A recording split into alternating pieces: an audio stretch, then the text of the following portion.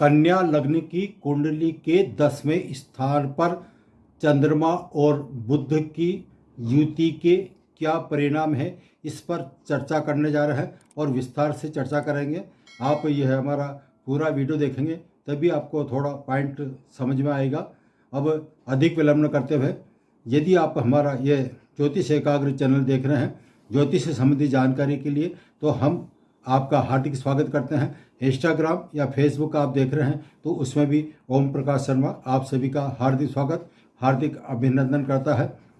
हम किसी की भी जन्म पत्रिका कुंडली, जन्म पत्रिका के 12 स्थान होते हैं और ये 12 भाव में हमारा जीवन चलता है। तो इसी में कर्म भाव जो हम कैरियर से संबंधित देखते हैं, प्रोफेशन देखते हैं, मान सम्मान प्रतिष्ठा देखते हैं, तो वो 10वें भाव से हम देखते हैं।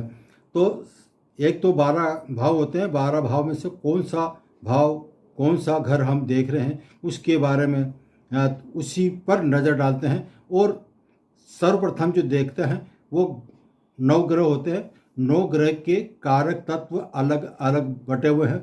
तो इसमें जब कुंडली विश्लेषण करते हैं तो कुंडली विश्लेषण करते हुए कारक तत्व का बड़ा महत्व है। इसके बिना हमारा ज्ञान अधूरा रहता है, इसलिए इसका प्रभाव छूटता ही छूटता है। अब मिथुन लग्न जो होगा वो 10वें स्थान पर आएगा। सॉरी, मिथुन लग्न नहीं, मैं कन्या लग्न की बात कर रहा हूँ। तो कन्या लग्न कुंडली के प्रथम स्थान पर 6 लिखा होगा और 10वें स्थान पर 3 लिखा हुआ होता है। तो 3 और 6 इट मीन्स मिथुन और कन्या। मिथुन और कन्या का स्वामी बुध होता है और बुध का कारक है वो आपका एजुकेशन और व्यापार जो देखा जाता है वो हम बुध से देखते हैं।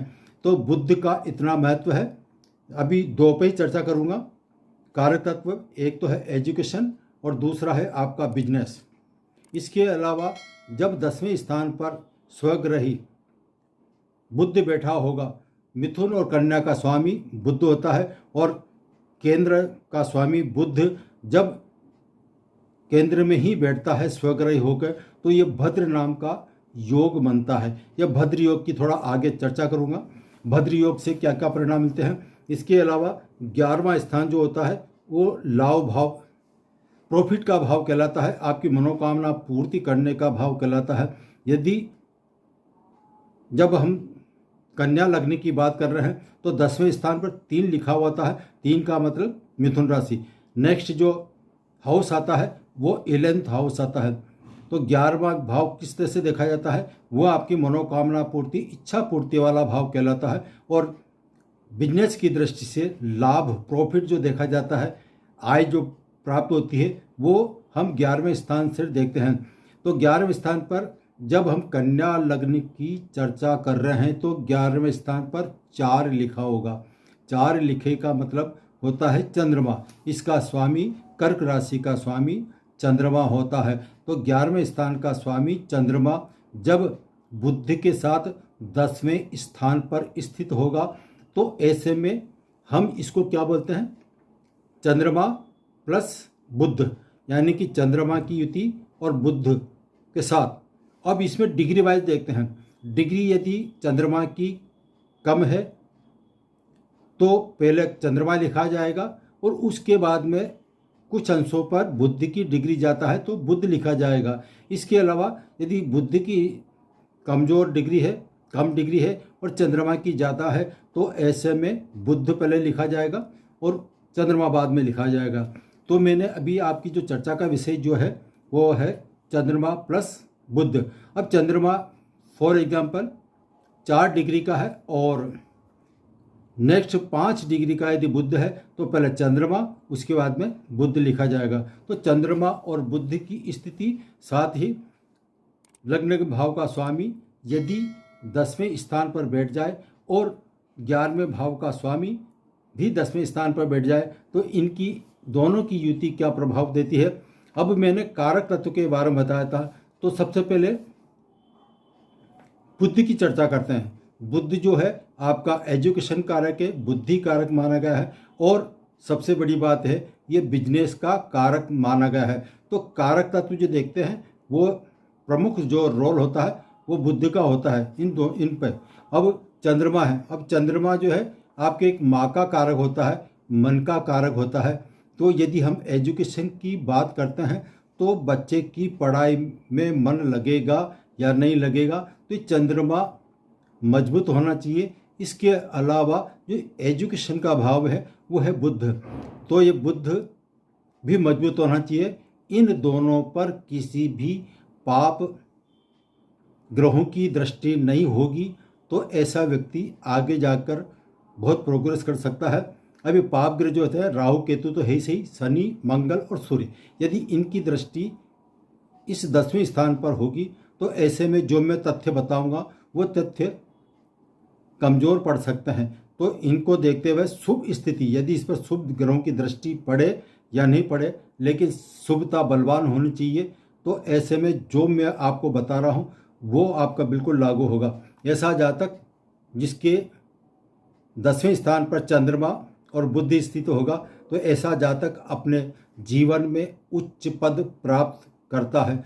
जातक को एक सफल शोधकर्ता भी हम मान सकते हैं। ऐसा जातक जिसके चंद्रमा और बुध स्थित होगा तो ऐसे जातक को पिता के सुख से परिपूर्ण होगा और उस पर सरकार की दया दृष्टि यानी कि सरकार की अनुकंपा प्राप्त होती ही रहती है, और ऐसा जातक समाज में उच्च स्थान प्राप्त करता है, सोसाइटी में उच्च स्थान प्राप्त करता है। ये जो 11वां स्थान है ये आपके सोसाइटी को दर्शाता है और 10वां स्थान आपके मान पद प्रतिष्ठा दिखाता है। तो ऐसे में जब चंद्रमा और बुध 10वें स्थान पर होगा तो ये उसके पास स्व अर्जित राशि धन संपत्ति प्राप्त होगी। चल अचल जो संपत्ति है वो चतुर्थ भाव देखते हैं, तो चतुर्थ भाव पर जब ये चंद्रमा और बुध बैठेंगे तो इनकी 7वीं दृष्टि स्वाभाविक है कि चौथे स्थान पर पड़ती है। तो ऐसे में चल अचल संपत्ति है उसका भी ये मालिक होता है। 10वें भाव में चंद्रमा जो है वो जीवन में सफलता देता है, दूसरों की सहायता में आगे रहता है। ऐसा व्यक्ति जिसके चंद्रमा और बुध 10वें स्थान पर है तो वह धनवान तो होगा ही, उसमें साहस भी कूट कूट कर भरा होगा। चंद्रमा एक जल तत्व राशि है। अभी जल तत्व जो राशि है ये आती है, जल तत्व कर्क राशि जो है जल तत्व कहलाती है। तो जल तत्व राशि का प्रभाव 10वें स्थान पर हम जो कैरियर देखते हैं, कर्म भाव देखते हैं, तो ये जल तत्व है, तो जल तत्व का इस पर प्रभाव निश्चित पड़ेगा। जैसे कि वो समुद्री यात्रा करे या फिर जल से संबंधित जो भी है गतिवान रहेगा, और विदेश यात्रा समुद्री यात्रा करने के योग बैठता है। और ऐसा जातक जिसके चंद्रमा और बुध 10वें स्थान पर होगा तो ऐसा जातक समय समय पर जब इनकी अंतर्दशा प्रत्यंतर्दशा आती है उस वक्त ऐसा जाति जो है गंगा स्नान करने जरूर जाता है। इसको छोटी मोटी धार्मिक यात्रा है जो है वो गंगा स्नान का भी इसमें आता है। और ये स्वाभाविक है जब इनकी चंद्रमा या बुध की अंतर्दशा प्रत्यंतर्दशा सूक्ष्म दशा जो आती है, ऐसे में ऐसा जातक जिसके चंद्रमा और बुध स्थित होगा वो गंगा स्नान जरूर करता है। चंद्रमा जो है मान सम्मान प्रतिष्ठा लोकप्रियता को देता है। और 10वें भाव में चंद्रमा की बात कर रहा हूँ, अब बुध की बात कर लेता हूँ। बुध जो मिथुन राशि का है, ये मैंने अभी थोड़ी देर पहले बताया था कि जब स्वग्रह कन्या लगने की पत्रिका है तो 6 लिखा हुआ होगा और 10वें स्थान पर 3 का मतलब होता है मिथुन। तो मिथुन और कन्या का जो स्वामी होता है वो बुध कहलाता है। और ऐसे में बुध जब मिथुन राशि में स्थित होगा तो स्वग्रही होने के कारण ऐसा जातक भद्र महापुरुष योग जो प्रबल राजयोग बनता है वो योग बनता है इसमें। और इसके जो प्रभाव होता है, ऐसा जातक बुद्धिमान होगा, साफ सुथरा रहेगा, टिप टॉप रहता है, और उसके जो आचरण है वो बहुत साफ रहते हैं, संदिग्धता 1% भी नहीं नज़र नहीं आती है। तो चंद्रमा और बुध की युति के ये परिणाम आते हैं।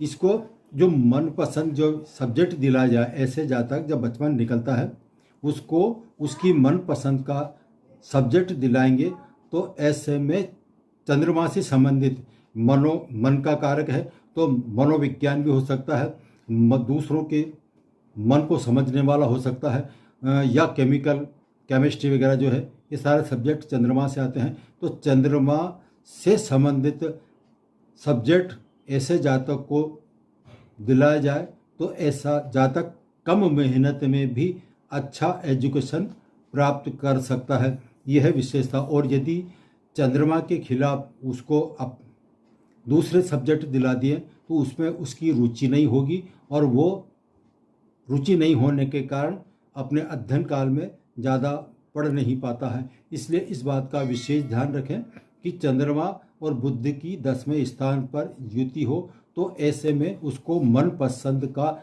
सब्जेक्ट दिलाया जाए तो वह आगे बहुत प्रोग्रेस कर सकता है। और साथ ही विद्वानों के द्वारा वह प्रशंसा प्राप्त करता है। भाषण में वो कुशल होता है और उसका जो चेहरा है हंसमुख रहता है। कार्य जो काम ले लेता है, चंद्रमा और बुध की युति वाले यदि कोई भी ऐसा काम ले लेते हैं तो उस काम को पूरा करके ही छोड़ते हैं, और उसमें सफलता निश्चित मिलती है। सफलता तो मिलेगी ही सही, साथ में उसको जो काम करता है उसमें उसका नाम होता है, यश मान कीर्ति निश्चित बढ़ती है। चंद्रमा मेहनत कम और ज्ञान ज़्यादा ऐसा देता है। और यदि ये तो हुआ एजुकेशन की बात, यदि हम चंद्रमा और बुध की युति हो तो ऐसे में ऐसे जातक को जब वो बड़ा होगा तो उसको कौन सा बिजनेस कराया जाए ताकि वो उसमें सफल हो सके। तो चंद्रमा से रिलेटेड यदि वो बिजनेस प्रारंभ करेगा तो निश्चित तौर पर उसको अटूट धन संपत्ति मिलेगी। तो चंद्रमा एक फूड का कारक है, तो फूड से संबंधित इंडस्ट्री में वो कार्य कर सकता है। चंद्रमा सफ़ेद का है तो सफ़ेद वस्तुएं, कपड़ा वगैरह भी आता है, केमिकल आता है, आबकारी ये कारक तत्व हैं, ये इसमें जरूर प्रभाव होते हैं। तो एक तो आबकारी हुआ, रसायन हुआ और विज्ञापन आदि हुआ, कृषि, अस्पताल सारे इसी में आते हैं। तो इनसे संबंधित जो है और भी ग्रहों का इसमें प्रभाव पड़ता है, लेकिन मेन जो कारक तत्व है उसके हिसाब से मैंने आपको एजुकेशन और बिजनेस के बारे में ये जानकारी दी, और कितना सफलता प्राप्त करता है इसके बारे में आपको बताया। आज इतना ही, फिर मिलेंगे नए विषय और सब्जेक्ट के साथ।